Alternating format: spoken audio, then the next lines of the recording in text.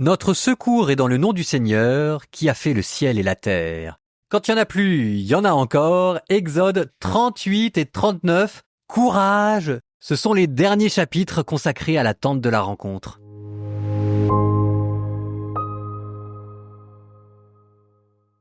Il fit l'autel de l'Holocauste en bois d'acacia.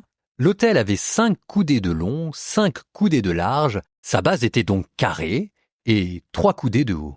Il fit aux 4 angles de l'autel des cornes qui faisaient corps avec lui. Il le plaqua de bronze.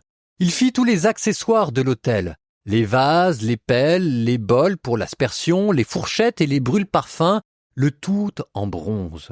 Il fit pour l'autel une grille de bronze en forme de filet, et il la mit sous la bordure de l'autel en bas à mi-hauteur. Il coula 4 anneaux aux 4 extrémités de la grille de bronze pour loger les barres. Il fit les barres en bois d'acacia et il les plaqua de bronze. Il les engagea dans les anneaux placés sur les côtés de l'autel pour qu'elles servent à le porter. L'autel était creux en planche. Il fit la cuve en bronze sur un support en bronze avec les miroirs des femmes qui étaient de service à l'entrée de la tente de la rencontre. Il fit le parvis. Du côté du Néguev, au sud, le parvis avait des toiles en lin retors sur une longueur de 100 coudées.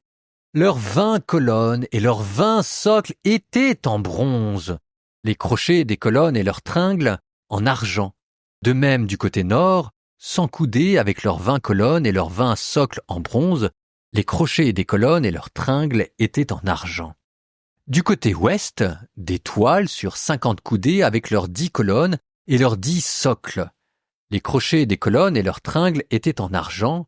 Du côté de l'est vers le levant, 50 coudées, 15 coudées de toile sur une aile avec leurs 3 colonnes et leurs 3 socles, et sur la deuxième aile, de part et d'autre de la porte du parvis, 15 coudées de toile avec leurs 3 colonnes et leurs 3 socles. Toutes les toiles de l'enceinte du parvis étaient en lin retors. Les socles des colonnes étaient en bronze, leurs crochets et leurs tringles en argent, leurs chapiteaux étaient plaqués d'argent. Toutes les colonnes de l'enceinte du parvis étaient réunies par des tringles en argent. Œuvre d'artisan brocheur, le rideau de la porte du parvis était en pourpre violette, pourpre rouge, cramoisi éclatant et lin retors. Il avait 20 coudées de long et 5 coudées de haut, prises dans la largeur, comme les toiles du parvis. Les 4 colonnes et leurs 4 socles étaient en bronze, leurs crochets étaient en argent, leurs chapiteaux et leurs tringles étaient plaqués d'argent. Tous les piquets pour la demeure et l'enceinte du parvis étaient en bronze, et voici l'état des comptes de la demeure du témoignage, qui fut établie sur l'ordre de Moïse. Ce fut le service des Lévites, accompli par l'intermédiaire d'Ithamar, fils d'Aaron, le prêtre. Bessalel, fils d'Ouri, fils de Our, de la tribu de Juda, avait exécuté tout ce que le Seigneur avait ordonné à Moïse. Avec lui, Oholiab, fils d'Ahishamach, de la tribu de Dan, ciseleur et artiste, brocheur sur pourpre violette, pourpre rouge, cramoisi éclatant et lin. Total de l'or utilisé pour les travaux, tous les travaux du sanctuaire. Et c'était l'or provenant de l'offrande. 29 talents et 730 cycles en cycle du sanctuaire. Argent provenant des personnes recensées de la communauté. 100 talents et 1775 cycles en cycle du sanctuaire, soit un béka par tête ou un demi-cycle en cycle du sanctuaire pour tout homme passant au recensement âgé de 20 ans et plus, soit 603 550 hommes. 100 talents d'argent furent utilisés pour couler les socles du sanctuaire et les socles du rideau. 100 socles avec les 100 talents, 1 talent par socle. Avec les 1775 cycles, on avait fait les crochets des colonnes. On avait plaqué leurs chapiteaux et on les avait reliés par des tringles. Bronze provenant de l'offrande, 70 talents et 2400 cycles. On en avait fait les socles de l'entrée de la tente de la rencontre, l'autel de bronze et sa grille de bronze, tous les accessoires de l'autel, les socles de l'enceinte du parvis, les socles de la porte du parvis, tous les piquets de la demeure et tous les piquets de l'enceinte du parvis. Avec la pourpre violette, la pourpre rouge et le cramoisi éclatant, on fit des vêtements liturgiques pour officier dans le sanctuaire et les vêtements sacrés destinés à Aaron comme le Seigneur l'avait ordonné à Moïse. On fit l'éphod en or, pourpre violette, pourpre rouge, cramoisi éclatant et lin retors. On lamina des plaques d'or et on y découpa des rubans pour les entrelacer avec la pourpre violette, la pourpre rouge, le cramoisi éclatant et le lin. C'était une œuvre d'artiste. On attacha l'éphod par des brides fixées à ses deux extrémités. L'écharpe portée au-dessus de l'éphod et faisant corps avec lui fut travaillée de la même manière, en or, pourpre violette, pourpre rouge, cramoisi éclatant et lin retors, comme le Seigneur l'avait ordonné à Moïse. On apprêta ensuite les pierres de cornaline. Elles étaient enchâssées dans des chatons en or, et on les grava au nom des fils d'Israël comme on grave un sceau. On les plaça sur les brides de l'éphod, ces pierres qui sont un mémorial pour les fils d'Israël comme le Seigneur l'avait ordonné à Moïse. On fit le pectoral, œuvre d'artiste, de la même manière que l'éphod, en or, pourpre violette, pourpre rouge, cramoisi éclatant et lin retors. Il était carré. On lui fit une doublure, il avait un empan de côté, on le garnit de 4 rangées de pierres. La première, de sardoine, topaze et émeraude. La deuxième, d'escarboucle, saphir et jaspe. La troisième, de béryl, agate et améthyste. Et la quatrième, de chrysolite, cornaline et onyx. Elles étaient garnies de chatons d'or. Les pierres étaient au nom des fils d'Israël. Comme leur nom, elles étaient 12, gravées à la manière d'un sceau. Chacun portait le nom de l'une des 12 tribus. On fit au pectoral des chaînettes tressées et torsadées en or pur. On fit 2 chatons d'or et 2 anneaux d'or. Et on fixa les 2 anneaux à 2 extrémités du pectoral. On fixa les 2 torsades d'or aux 2 anneaux, aux extrémités du pectoral. On fixa les 2 extrémités des 2 torsades aux 2 chatons. On les fixa aux brides de l'éphod par devant. On fit 2 anneaux d'or et on les mit à 2 extrémités du pectoral, du côté tourné vers l'éphod en dedans. On fit 2 anneaux d'or et on le fixa aux 2 brides de l'éphod à leur base, par devant, près de leur point d'attache au-dessus de l'écharpe de l'éphod.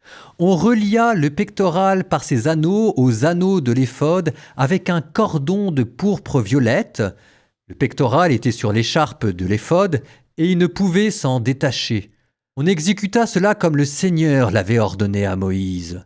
On fit le manteau de l'éphod tout entier de pourpre violette. C'était l'œuvre d'un ouvrier tisserand. Il avait en son milieu une ouverture bordée comme celle d'une cuirasse, donc indéchirable.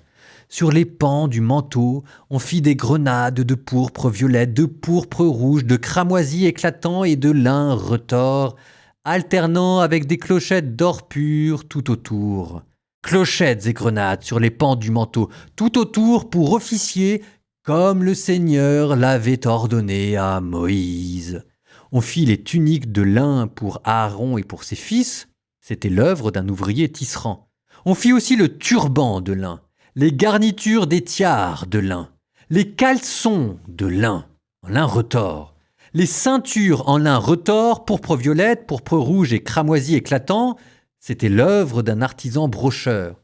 On exécuta cela comme le Seigneur l'avait ordonné à Moïse. On fit en or pur le fleuron, le saint diadème. Comme sur un sceau, on y grava l'inscription « Consacré au Seigneur ».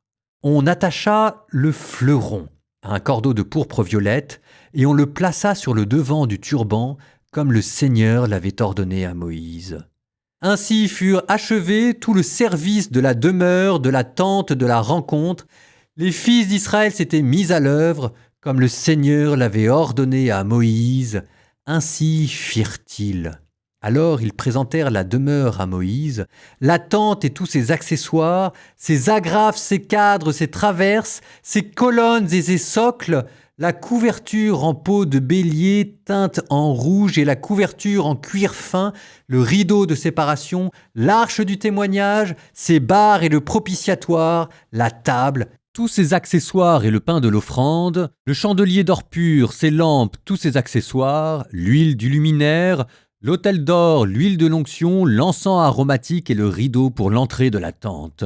L'autel de bronze, sa grille de bronze, ses barres et tous ses accessoires, la cuve et son support, l'étoile du parvis, ses colonnes, ses socles, le rideau pour la porte du parvis, ses cordes, ses piquets, et tous les accessoires du service de la demeure pour la tente de la rencontre. Les vêtements liturgiques pour officier dans le sanctuaire, les vêtements sacrés pour Aaron le prêtre, et les vêtements que portent ses fils pour exercer le sacerdoce.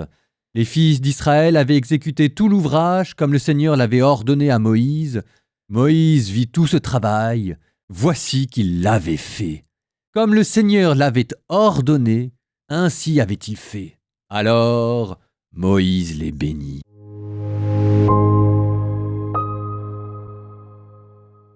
Bravo, vous y êtes arrivés. Il y avait pas mal de petites phrases qui en fait disséminées ou ça ou là au hasard du texte, pour ainsi dire, en fait vous rappelez les 2 premiers chapitres de la Genèse. Vous sentez bien que je n'arrête pas de revenir là-dessus, l'acte créateur. Mais écoutez, c'est pas moi qui le dis. Par exemple, Genèse 1:31, c'est écrit « Dieu vit tout ce qu'il avait fait, et voici cela était très bon ». Et là maintenant, Exode 39:43, Moïse vit tout le travail, et voici il l'avait fait. Comme l'Éternel l'avait commandé, ainsi l'avait-il fait. Vous remarquez au passage, comment est-ce que Moïse a pris la place de Dieu? Alors, regardez encore. Genèse 2:1. Ainsi furent achevés les cieux et la terre. Ça vous rappelle des choses. Bon, là, Exode 39:32. Ainsi fut achevé tout le travail du tabernacle. Genèse 2:2. Dieu acheva son œuvre qu'il avait faite. Ici, Exode 40:33.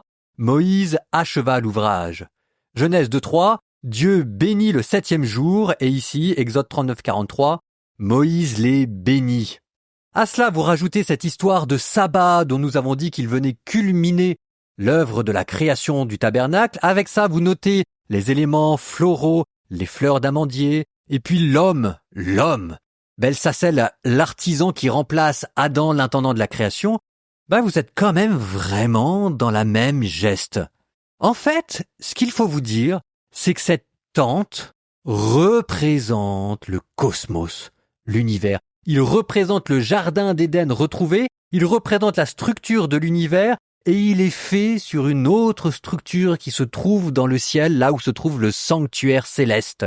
Alors dans toute une pensée que l'on pourrait qualifier de symbolique et d'analogique, ça vous donne ce qu'on appelle le macrocosme et le microcosme et le jeu des correspondances sacrées. Le macrocosme, c'est l'univers, qui est ici reproduit ici dans un microcosme qui est la tente de la rencontre, qui deviendra le temple de Jérusalem, qui deviendra votre âme. Parce qu'en fait, ce qui récapitule vraiment l'œuvre de la création, c'est l'homme. Ce qu'on était en train de décrire, en fait, c'était pas la tente de la rencontre, c'était votre âme. Psaume 9a. Du maître de chœur sur hautbois et harpe, psaume de David. De tout mon cœur, Seigneur, je rendrai grâce.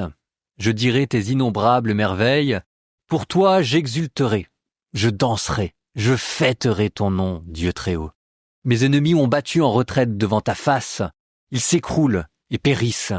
Tu as plaidé mon droit et ma cause. Tu as siégé. Tu as jugé avec justice. Tu menaces les nations. Tu fais périr les méchants. À tout jamais tu effaces leur nom. L'ennemi est achevé, ruiné pour toujours. Tu as rasé les villes, leur souvenir a péri. Mais il siège le Seigneur, à jamais. Pour juger, il affermit son trône. Il juge le monde avec justice et gouverne les peuples avec droiture. Qu'il soit la forteresse de l'opprimé, sa forteresse aux heures d'angoisse. Ils s'appuieront sur toi, ceux qui connaissent ton nom. Jamais tu n'abandonnes, Seigneur, ceux qui te cherchent. Fêtez le Seigneur qui siège dans Sion, annoncez parmi les peuples ses exploits. Attentif au sang versé, il se rappelle. Il n'oublie pas le cri des malheureux. Pitié pour moi, Seigneur. Vois le mal que m'ont fait mes adversaires. Toi qui m'arraches aux portes de la mort, et je dirai tes innombrables louanges aux portes de Sion. Je danserai de joie pour ta victoire. Ils sont tombés, les païens, dans la fosse qu'ils creusaient. Au filet qu'ils ont tendu, leurs pieds se sont pris. Le Seigneur s'est fait connaître, il a rendu le jugement, il prend les méchants à leur piège. Que les méchants retournent chez les morts, toutes les nations qui oublient le vrai Dieu. Mais le pauvre n'est pas oublié pour toujours, et jamais ne périt l'espoir des malheureux. Lève-toi, Seigneur, qu'un mortel ne soit pas le plus fort, que les nations soient jugées devant ta face. Frappe-les d'épouvante, Seigneur, que les nations se reconnaissent mortelles.